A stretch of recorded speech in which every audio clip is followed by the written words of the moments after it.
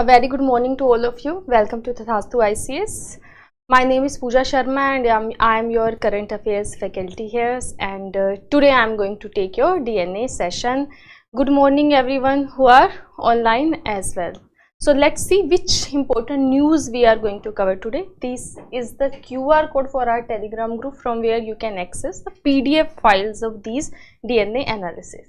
So let's start today's discussion.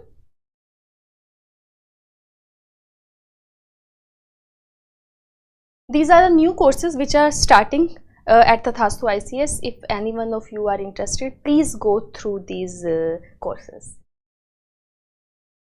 So these are the news which we are going to cover today. So the first is related to it is a very important news and on your front page actually. We all know that Donald Trump is here as for his second term as an American president, and yesterday he actually took the oath. He officially became the president of America. Now he have declared many things, okay, which is actually going to impact the whole. We all know that whatever is going to happen in America, because America is the strongest economy right now, it is going to affect the whole of the world. So India was also looking at America right now, what kind of policy changes Donald Trump is going to do that, and one of few changes which are definitely going to impact India. Out of those, one important is the one that Trump has declared to end the US citizenship by birth. It is not a very good sign for those people who have actually immigrated to America, because now their children, if they are not the citizens, their children cannot get citizenship in America only on the basis of birth, right? So it is not a good news for our diaspora. So let's see what India is going to do about that. Again, we are going to understand that news in detail. Along with that, what other things Trump has said in his speech, so we are going to know about that as well. The second is related to very important species which is actually vulnerable but very important for India's eastern coast. Okay, olive Ridley turtles. So we are going to understand what are these olive Ridley turtles, what are the about their habitat, and where in India actually they come for a nesting purpose. So we are going to understand that. Actually, in Gahir Matha Wildlife Sanctuary in Odisha, actually we find the presence of olive Ridley turtles. So we are going to know all about that. Then we are going to do another article which was on your editorial page, that was related to the US-India nuclear deal. Okay, this article is here in the news because the US president has just took his oath. Now, how India-US nuclear deal, what was it, okay, how is it going properly or not, what are the issues related to this particular nuclear deal, and how can we solve those issues. So we are going to understand everything about that. Our next important news is related to the smart city mission. Okay, so in 2000 it has been almost 10 years that smart cities mission is here. We all knew that smart city mission was a mission in which 100 cities were identified, and the mission was that those cities were going to become the smart city in India, and they are going to act as an example for the surrounding cities, so that we can convert the whole India into a smart India. So but there were some issues, there were some policy gaps due to which this smart city mission was actually not that successful. Okay, and such kind of analysis of past or the previous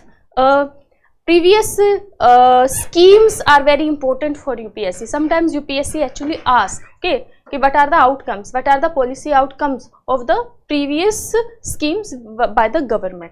So we are going to know everything about that as well. Then we are going to do another very important news related to the Indus Water Treaty. We all know that India has actually was not having the PIC meetings lately since January 2023 with the Pakistan. Okay, so that meeting was used to held annually, but India had some demands. India wanted to renegotiate the treaty. On the basis of that, there were dispute between India and Pakistan, right?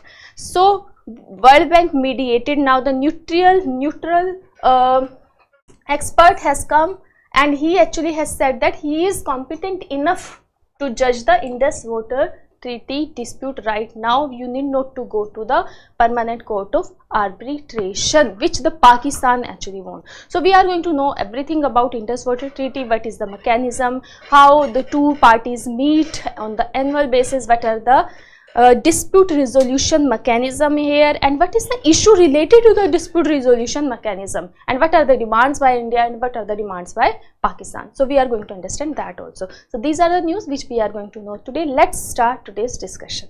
Okay, so let's see.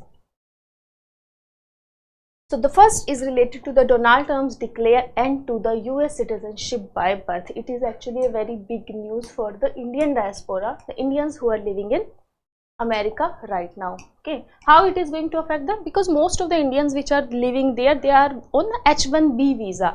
H1B visa is given to the technical expert. For example, our doctors, our technicians, our educators who are actually working in America, they are there for H1B visa. This visa actually been initiated by a US, can only be initiated by US employee. Okay, and US employee can recruit the Indian people in their firms. Now those people who actually already have H1B visa but they want to settle in USA by or they want to settle their family in USA, for them it is going to be very difficult, because now the children, okay, which are going to be born to the Indian parents there, they won't get US citizenship only on the basis that they were born there. Okay, right.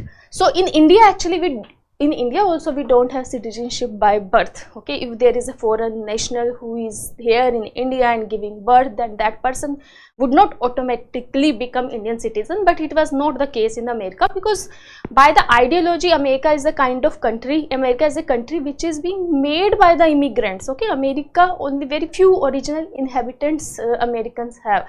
The whole of the country was built by immigrants only. So the immigration policy of USA was always lenient, right? So that's why it was known as a big American dream. But now what about the dreams of the Indian diaspora? Not only Indian diaspora but the diaspora all over the world who wanted to go to America and they wanted to settle their family there. So let's understand the news. Now the US President Donald Trump, shortly after taking office, signed executive order. He actually signed the order ending the citizenship by birth, which is going to impact so many Indians which are living in USA, especially on H1B visa. H1B visa is also very important. It allows US employees to temporarily hire foreign workers. Here, which are the foreign workers? Most of them actually are Indians. Okay? Most of them are Indians. Okay, in specialty occupation. Oh, it is only about specialty occupation. It is not only, it's not about the daily wage workers and those other kind of jobs. It is special jobs, specialty jobs like engineering, okay, medical science, education, all those kind of jobs. What are the other things which has been said by Donald Trump? Before that, actually Trump's immigration crackdown can actually affect 7,25,000 Indians which are there in USA, because now the Trump is going to have a the policy which is going to be very anti-immigration in America. Okay, this was always the ideology of Donald Trump, to have anti-immigration policy, because he wanted to give jobs only to the American citizens. Now his decision to end birthright citizenship, it is not like that no one is challenging his decision. Now the states which were actually not supporting Donald Trump, they have challenged it in a court. Okay, and now they are calling it unconstitutional, because citizenship by birth is a very important point in the Constitution of America, and changing it randomly, it is just not very constitutional. So it is going to be challenged in a court. Like in India also, we challenge something which is being done by the government in the court. We have the concept of judicial review. In the same way, in America also we have the concept of, they have the concept of judicial review, and it is possible that this decision can be altered, but let's see, it is going to be there in the future. Now what else Donald Trump has said? That he also said that he announced randomly that he is going to put 100% taxes. Taxes mean tariff. Tariff means the products which are going to come to the USA, he is going to put the 100% custom duties on them. especially the BRICS country, if they are going to attempt to move away from dollar based transaction. We all know that right now in all over the world, the trade happens in dollar. Okay, why trade happen in dollar? Because dollar is considered as a stable currency, okay, a currency which is recognized worldwide.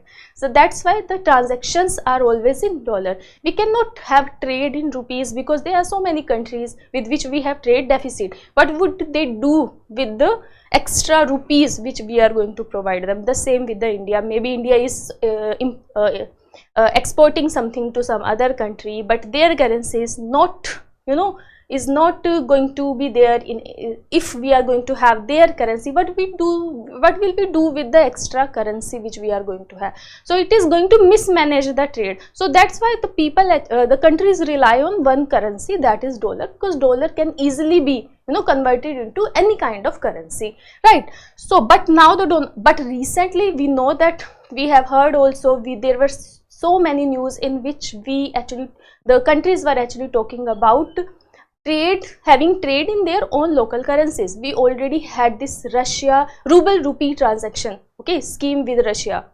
Because on Russia there were so many sanctions by the USA. So we were having the trade in ruble and rupees. Okay, so the similar local currency transaction trade is quite a it's emerging in the world, but Donald Trump obviously is not going to be very happy about it. Now Donald Trump has said that if BRICS country are going to do that, he is not only mentioned India, only the BRICS country, then he is going to put 100% tariff or the taxes on these countries. Now, but he actually mentioned Spain also. He said that now the countries like Spain, which are the part of BRICS, but it is not like that. Spain is not the one of the BRICS country. Now the BRICS has expanded. Now we don't have only 5 countries in the BRICS. We have many other countries from the different continents also. So, but again, Spain is not part of BRICS right now, like said by the Donald Trump, right? So this was all about this news. The main news was about the ending the citizenship by birth in America. It is actually a big news. So let's move on to our next article. This next article is about our olive Ridley turtle. So what are these olive Ridley turtles? Actually, they are the second smallest and most abundant sea turtle globally. First of all, you need to understand they are the sea turtle. Turtle can be there on land also, okay, or in the river also. Sorry, not on the land, in river also, but they are sea turtle. They are the second smallest. Again, if UPSC is going to give you a statement that it is the smallest, no, smallest is the very small one. They are also very small, but not that small. We have very, very minor, miniature kind of turtles also in this part. This is the second smallest turtle. They usually found in the warm water. This is also another important point. We don't find olive Ridley turtle in the temperate or colder region. Yeah, we find them only in the warmer region, where the sea is going to warm, only around the equator only, or you can say that in the tropics only. Okay, so in tropics we can find them, and especially in the Pacific Ocean and Indian Ocean. This is the Pacific Ocean, this is the Pacific Ocean, and this is the Indian Ocean. Okay, so the habitat is very large. So that's why these turtles are not endangered. Okay, these are the vulnerable only, but they are very important for India, because in India we have a special nesting place where the so many, okay, almost most of the olive Ridley turtle of Bay of Bengal actually come to that place for the nesting purpose. So let's see what is that particular place. This place is here in Odisha. So this is Odisha, this is the zoom version of this part only. So here we have Gahirmatha Wildlife Sanctuary, okay, Gahirmatha. So here we have olive Ridley nesting beach. So this is not the only place, here also, okay, Posco port site, and here also in the Rushikulia river, this is a river also. In this river also we have olive Ridley turtle, nesting place of olive Ridley turtle. So why it was important right now? Because in this particular season they come at this place for the nesting purpose. Again, it is not endangered. Please remember that it is not endangered. It is actually vulnerable. Again, in CITES they are in appendix 1. If a particular species in the appendix 1 of CITES, it means their international trade is illegal. It means international trade is illegal. Why do we trade olive ridley turtle? Because some people use them as pet, but they are vulnerable species. We cannot keep them as pet. They belong to wild, they belong to sea, they should be there in the sea, not in our homes. Okay, what are the threats? Actually, unsustainable egg collection. People collect the eggs so that they can breed them in their places. Slaughtering on the beach, boat collision, marine debris, natural disaster, climate change and beach erosion are the biggest reasons which because of that olive ridley turtles are actually facing threat, not only all over the world, especially here in this area as well, in India. Okay.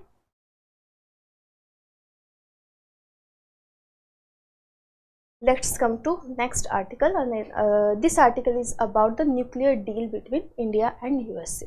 Okay. Actually, the nuclear deal between India and USA, it was conceived in 2008 when our late ex-Prime Minister Manmohan Singh was Prime Minister at that point of time. So, in 2008, this nuclear US-India civil nuclear deal. It is civil nuclear deal. What is the meaning of civil nuclear deal? Civil mean it was not for any kind of defense or military purpose. It is non-military. Non-military. It means we cannot, whatever kind of nuclear technology, obviously we are going to get technology from USA. So whatever technology we are going to get from US, so we cannot use that technology to make weapons. We can only use that technology for peaceful purpose. Peaceful, it means for civil purpose, you can say that. We can use them to make electricity, to produce or generate electricity or clean electricity in general. Right now, the US-India civil nuclear deal finalized in 2008. Actually, the article is very big. This article is also written by he's not Indian, he's American only, so he's not written by an India. So it is very there are so many extra things in the article. I have made it very concise. Okay, so there are only 3 important points which we are going to discuss, which is there in the article. So first, let's understand the context here. So the article is saying that India-US civil nuclear deal finalized in 2008 was a landmark agreement that transformed the bilateral ties and paved the way for the strategic defense cooperation. Okay, actually before that, before 2008 actually considered as a watershed when it comes to the relation between India and USA, because during the Cold War era, India was not in the part of the, was not much associated with the Western bloc. That's why India was not that much friend of America at that point of time. So it took time, and from 2008 we can say that this nuclear deal was actually the deal breaker. Oh, okay, or the silence breaker between India and USA. So that's why this deal actually is very important when it comes to. It is not only about the deal, it's about this deal was kind of starting of the new era of India-USA relationship in the world scenario. However, its energy and commercial promises remain unfulfilled due to significant hurdle. So there were so many things, because of that the promises which were made by the both countries to each other, they were not very much fulfilled. So this article is actually discussing that now it is the high time we need to think about that. What are the issues related to this particular deal, and can we actually solve those issues or not? Okay, so let's understand what are those issues. Basically, there are 3 issues. Okay. So the first issue is related to the liability risk. So in 2010, India actually had this particular act. It is very famous one, the Civil Liability for Nuclear Damage Act. So according to this meaning, what is the meaning of civil liability of nuclear damage? It means if there is any kind of disaster in any nuclear power plant, let's say, and this nuclear power plant, the technology, the plant that is been supplied by some other country, or okay, so it actually places the liability on supplier instead of operator. What is the difference between supplier and operator? For example, there is a nuclear power plant. Now supplier can be a foreign company, okay, and supplier can be an Indian company, but mostly they are foreign companies. In Kudankulam there is an investment from Russia, so like most of the time they are foreign countries. So supplier is mostly from outside, but most of the time operators are Indian. Operators are the one who actually operating that nuclear power plant. They can be different, okay, they can be different companies. So the liability, the civil liability means if there is any kind of disaster and if there is any kind of mishappening, then who is going to take liability for that? Now according to this act, who is the most liable? Supplier is the more liable as compared to the operator. Because of that, there are so many US companies like GE and Westinghouse, they actually refrain from participating. Earlier they wanted to invest in the nuclear technology in India, but from this the moment we had this particular civil liability act, these companies refrain from it.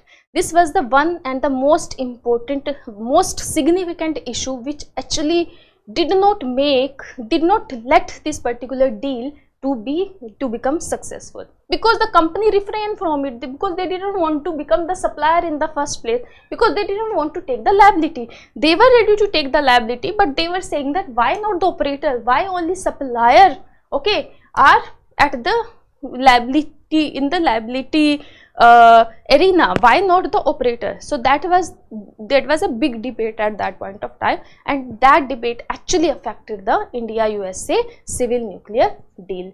This is the one issue. There are another issues related to technology and cost. US companies actually face challenges in offering advanced and cost-effective technology that align with the India's needs without burdening the consumer with the high electricity cost. It means, the meaning of this particular line is that the technology which US companies are all going to provide us, they are not that cheap, okay, they are not that cheap, they are bit costly. If the technology is costly, then the final product is definitely going to be very costly, and the Indian population right now, they cannot pay that much for the electricity. That's why India is not very easy. It is not easy for India to move from the coal based energy to the clean energy. Why is that? The main reason is the cost only. Same with the solar energy. Okay, solar energy is also again very costly. Nuclear energy is again very costly. Not everyone can afford it, right? And we have to give electricity, especially on subsidized rate. India as a country, we are a developing country. That's why there was the issue in we need to have a sustainable growth. We cannot have a total environment oriented growth. We need to think about both economic growth and the environment. So this is the reason that technology is not that cheap. The costs are much higher, which is not, according to the pockets of the Indian people. So this was the second important issue, second significant issue, which hindered the success of India-USA civil nuclear deal. There are another issues also, obviously not that important. The article is saying that although the US has eased restrictions, including removing, because this article is written by an American, that's why he is saying that the US has eased restriction, including removing some of the Indian entities from the entity list. It means they are not going to, charge that much tariff on that. The export control concerns and dual use technology safeguard remain critical. It means even USA has done something in favor of India, but along with that there are so many export control concern and dual use technology safeguard that still remain critical or posing issues when it comes to this particular deal. Now again, in nutshell, the article is saying that the deal's full potential hinges on resolving liability issue. First liability issue we understood, modernizing technology of offering and addressing cost effectiveness. Article actually only telling us the issues, and the article is saying that how can we solve it. If we are going to focus on each and every issue, then only we can solve this or we can make India US civil nuclear deal an actual success. Okay, so this was about this article. Now come to our next article, which is about the smart city mission.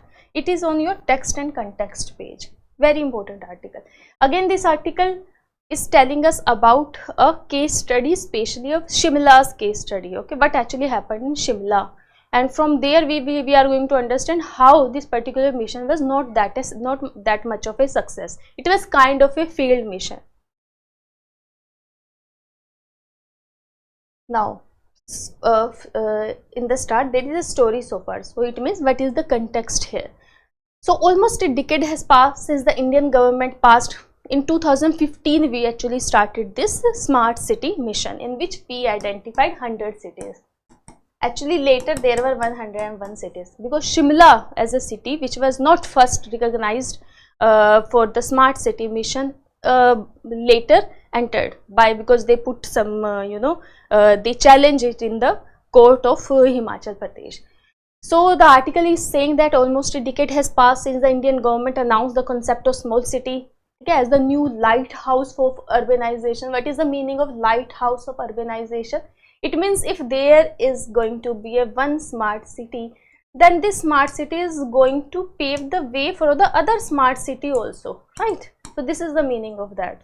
So that's why they only chose 100 cities, so that the 100 city can act as a lighthouse for the surrounding area, so that they can also achieve something like those cities. But again, those cities itself could not become smart, then how the other cities are going to be that. Now, the June 2015 announced 100 smart city aim to create models of urban development, right? However, these projects have now faded into history and are no longer a focus of India's urban development efforts. So this is just the context here. So what was this smart city mission actually? Actually, it was based on the Internet of Things. You know what is the meaning of Internet of Things? Internet of Things, it means by sitting anywhere from your mobile phone, you can operate anything in your house or anywhere. So this is on a very small or a household scale.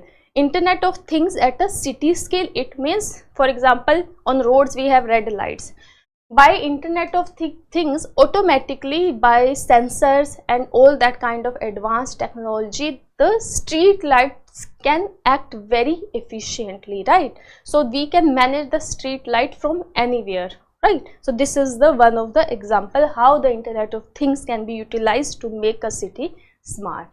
It was a framework that worked well in advanced capitalist country. So this model actually, okay, it is not the model which India generated by itself. It was a Western model. We wanted to copy that. It was doing good in the other countries, the capitalist country, where the people already have the good living standard. Their per capita income is very high, so they are ready to spend the money. But right now in India, Indian population is not that rich population.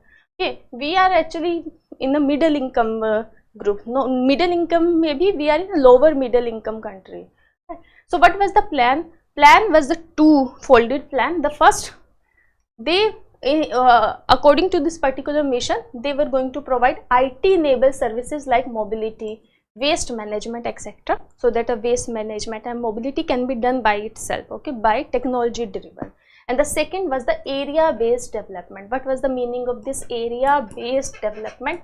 It means there was they actually chose a specific area within the city. It is a big city, they chose specific area and they wanted to develop that particular area. Develop, it means all kind of 360-degree kind of development here, okay. Or development, by development you can say that redevelopment also, because that part of city was but developed already. And they were going, what is the meaning of greenfield project? Greenfield projects are the projects which are there from the zero. Brownfield means there is already some kind of infrastructure, we are improving on that. Greenfield, we are going to have a very new infrastructure at some place. So this is the meaning.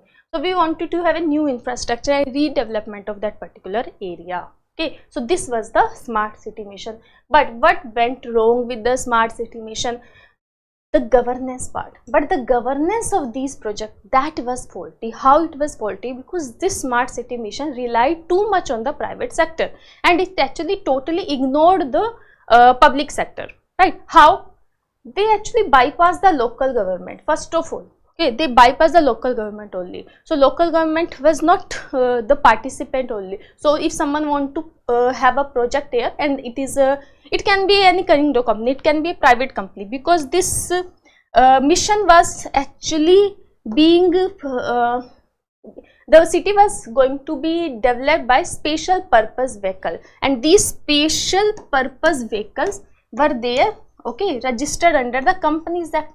So it can be a part of private sector also, it can be a private company also, and that private company which has given charge to make a city smart, that company need not to take suggestion, any kind of suggestion, any kind of approval from the local government. So that was the biggest mistake when it comes to the governance of this particular city mission.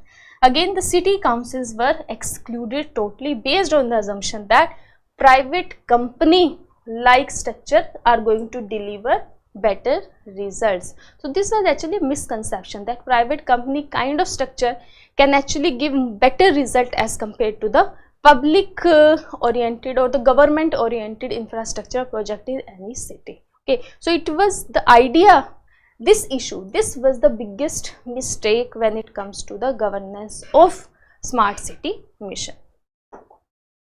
Again, now the article is taking an example of a particular city, that is Shimla.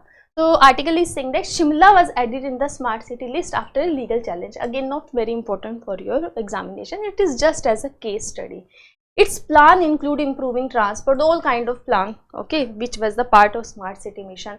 Despite an estimated, okay, 2,906 crore investment, only 707 crore, almost 24% has been spent so far, with major funding gaps including the proposed private partner, public-private partnership, right? So this was the issue. Again, not these data is not important for UPSC, you are not going to learn this data, just understand. So the crux is here, the Shimla was one of the smart city, this was the kind of estimated investment here, but only 20% of investment is still spent, it has been 10 years. And again, those are spent not spent on the big projects, they were actually spent on the small things, for example flower pots, okay, superficial projects, non-functional escalator. So in Shimla, the kind of money that was invested and the money which was going to come from the public private partnership, that money didn't come at all, okay. So the lack of the public private involvement, governance and the accountability, this led to the vision's collapse. So this was actually a case study by the article. Okay, so again this case study you can use, but the major article, the major crux of the article is that what is smart city mission in general, what are the major issue related to the smart city mission. What you need to remember is that the governance, the gap in the governance. Why? What is the issue with actually with the governance? That the governance was totally private oriented, okay, because a special purpose vehicle was involved here, and that special purpose vehicle was registered in the Companies Act. And they actually bypassed the local government, okay. So they did not seek any kind of advice or they did not take any kind of approval. It was not even required also. It is not like that they were to take it, it was mandatory. It was not even mandatory only, because the vision of the mission is that the private sector can do much better than the public sector when it comes to the improvement or the development of a particular city, which was actually not the case of India. Actually, in India, the public sector is much better. In the foreign country, the private sector is so good that everything is privatized. In our country, it is not very easy right now. It is not even desirable right now to put everything in the hands of private sector, because in private sector there is very much lack of accountability when it comes to the public sector project. Let's come to our next article. It is related to our Indus Water Treaty.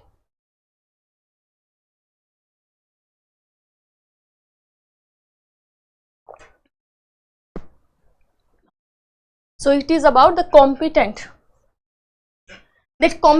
to judge Indus Water Treaty dispute, say the World Bank's neutral expert.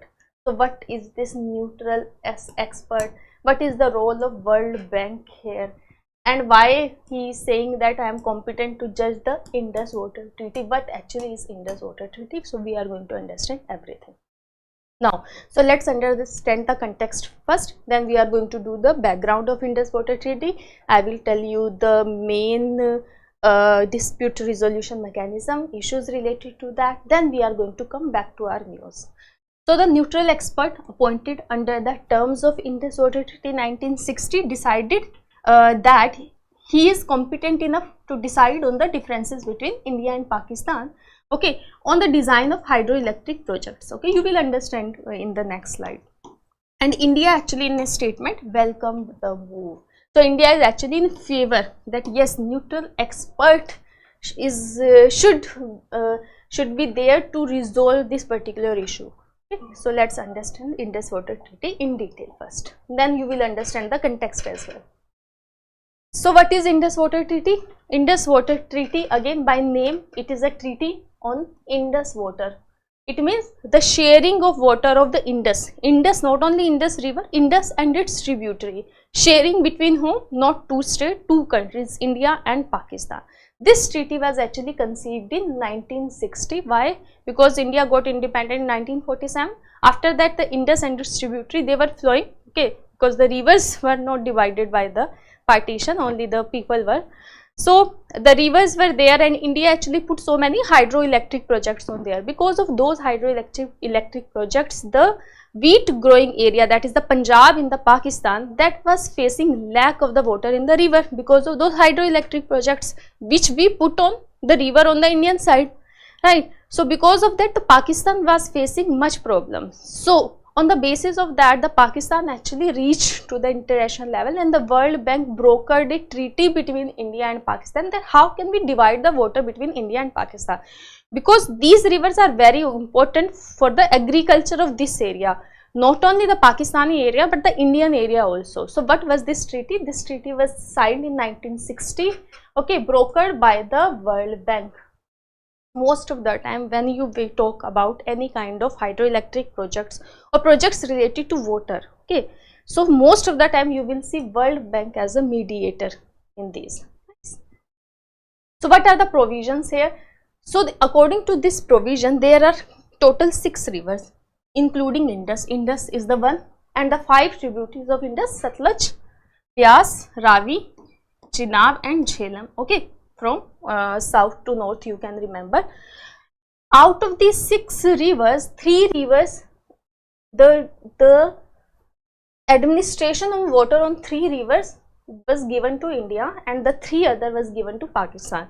So from the south side, the Satluj, Bias and Ravi, Satluj, Bias and Ravi, these 3 rivers were given to India, okay, that India can use its water as per its will. India can put any kind of hydroelectric projects here on these rivers, because the concern was that the water, if India is going to have so many hydroelectric projects on all the rivers, let's say, then the water in the Pakistan side is going to be very less, and this area is actually the major wheat growing area on which the food security of the Pakistan depends. So this treaty was very necessary at that point of time. But there were another 3 rivers: Chenab, Jhelum and Indus, okay. These 3 rivers were given to Pakistan. Pakistan means, it doesn't mean that the whole river was with the Pakistan, that India cannot have major hydroelectric projects on these three rivers. India can have hydroelectric and all, because of that we have most of the North India gets electricity from those projects only. But on Chenab, Jhelum and Indus, we cannot have big hydroelectric projects. We can only have run of the river projects. What is the meaning of run over the river project? It means if there is already a natural flow of water, a natural downfall of water, okay, only on that not make an artificial dam and then we can harness energy out of that. So we cannot do that, because if we are going to collect the water on the Pakistan side is going to get less. So that's why this treaty was there. Three rivers, India can fully utilize three rivers, but the other three rivers India cannot make big projects. The most of the water should go naturally to the Pakistani side only. Okay, this was written.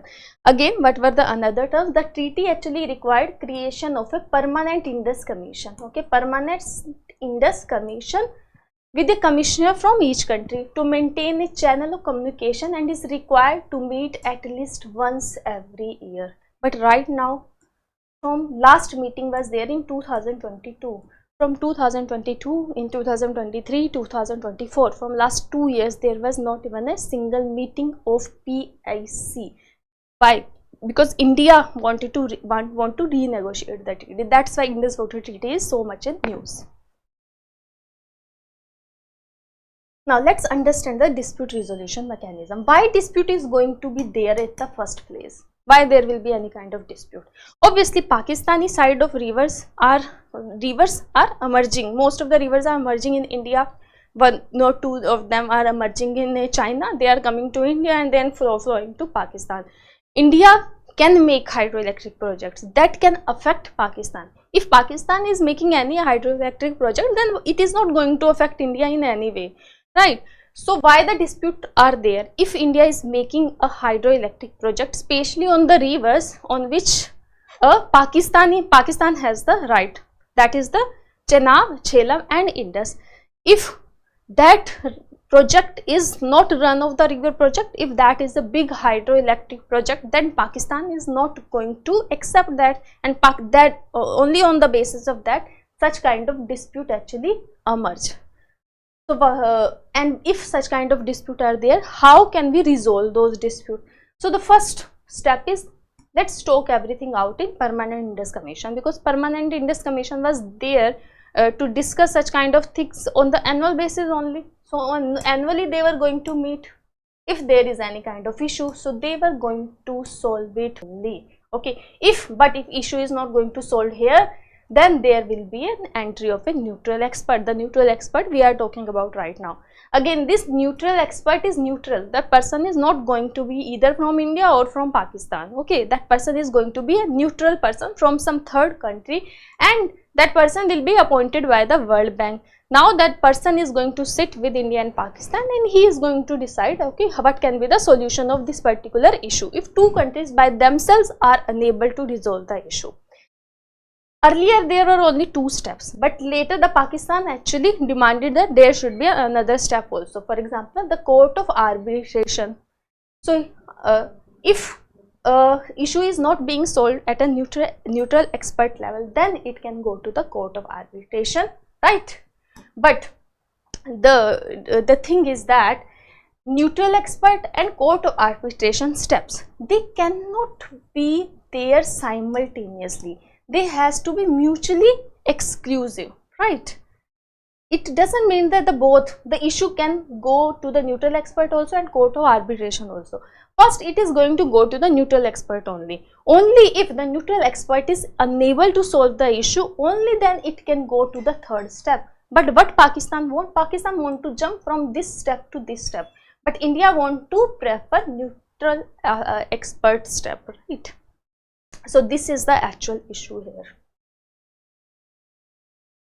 Now let's understand, let's come back to our news. What is the news? Now the decision on January 7 by Michael Lino, he is the neutral expert actually. Again, you need not to remember the name of the person for UPSC's point of view. Again, for other examination you need to remember, for UPSC you need not.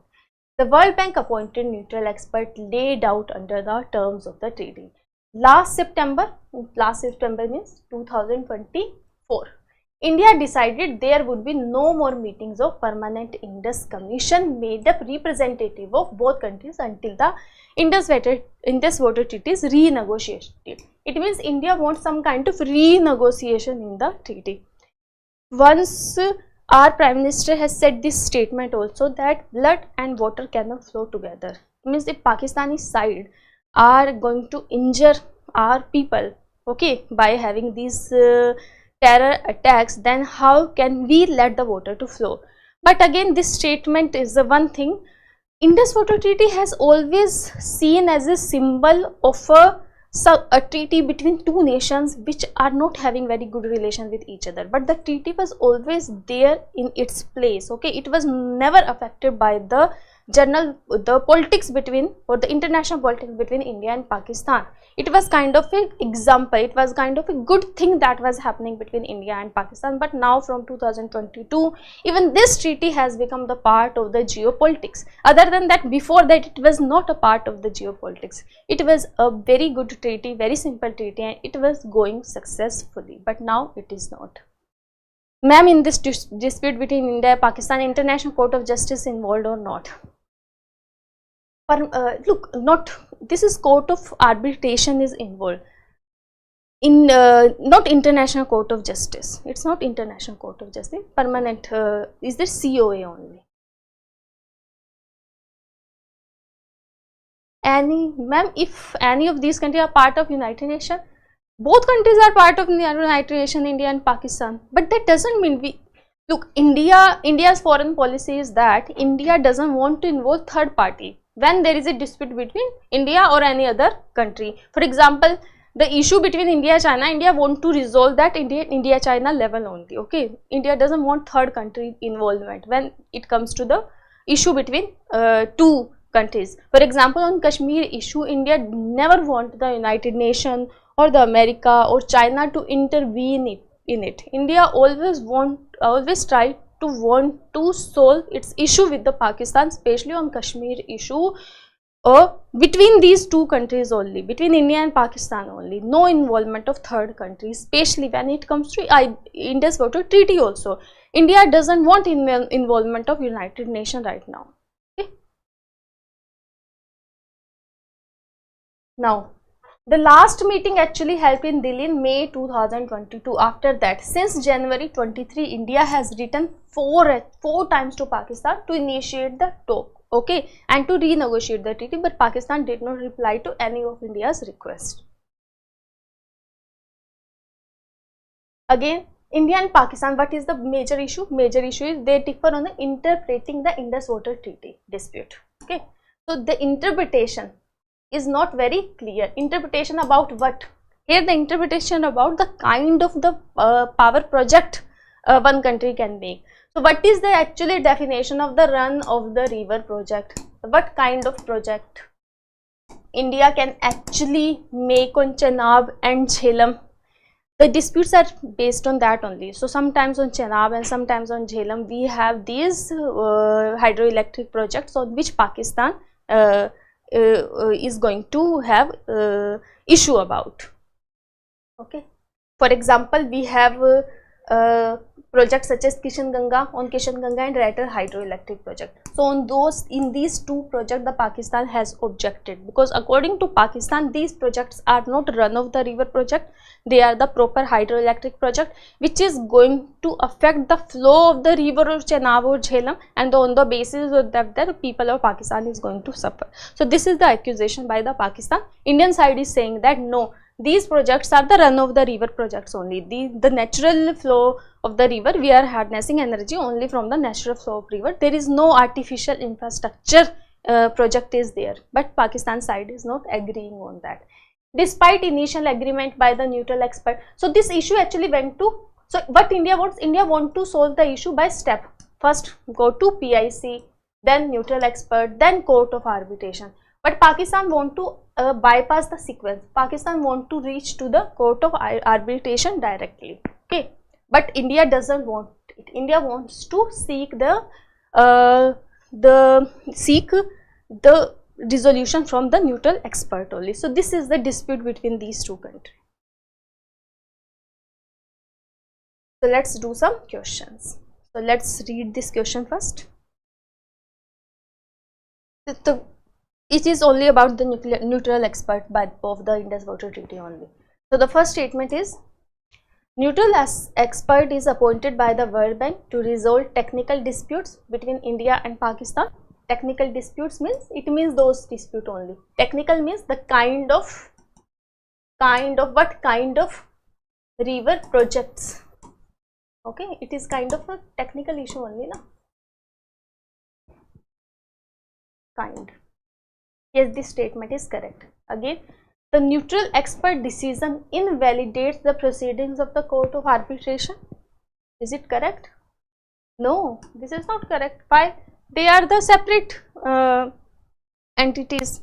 Okay, so they are not combined. They cannot go simultaneously. Third, India welcomed the neutral expert's decision to hear the design parameters of Kishan Ganga and Ratel hydroelectric project. Right? So the answer is not D. So most of you are saying that D. No, the answer is 1 and 3. B is the answer here. Okay, not D. C is also not the answer. Why C? The first statement is correct only. Okay. Let's come to next question. Again, UPSC is asking such kind of assertion reasoning question as well. India has refused the second. Yes, this is correct. So let's understand the reason. Is it the correct reason or not? India maintained that dispute must be resolved step by step and court of arbitration can only be appointed after the neutral expert process is fully exhausted. India want to go by sequence. Okay. So this is, yes, this is the reason of this particular assertion. So what is going to be the answer here? B कैसे हो गया? Yes, this is the reason ना. This यही तो reason है. Why India has refused to participate in court of arbitration? Because India want to go step by step. Okay. So here A is the answer. A is the answer. Yes, A and R both are true and R is the correct explanation of A. Right? Let's come to our next question. This question is regarding our olive ridley turtle. First, olive ridley sea turtle are the second smallest and the most abundant sea turtle globally. Is this statement correct? Is it second smallest? Yes, yes, this statement is correct. Second, Gahirmatha beach in Odisha is the most significant breeding ground for olive ridley turtle. Is it also correct?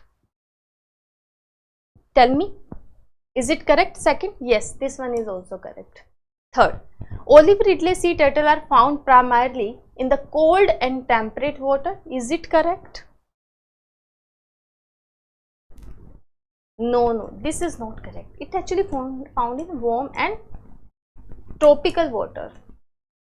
Tropical water, not on temperate water. Fourth, IUCN Red List classify these turtle as vulnerable. Yes, not endangered, they are vulnerable. And in CITES, they are on Appendix 1. So what is going to be the answer here? Yes, everyone is answering good. B is the correct answer here. So third statement is wrong. 1, 2 and 4 are correct. Okay, so this was all about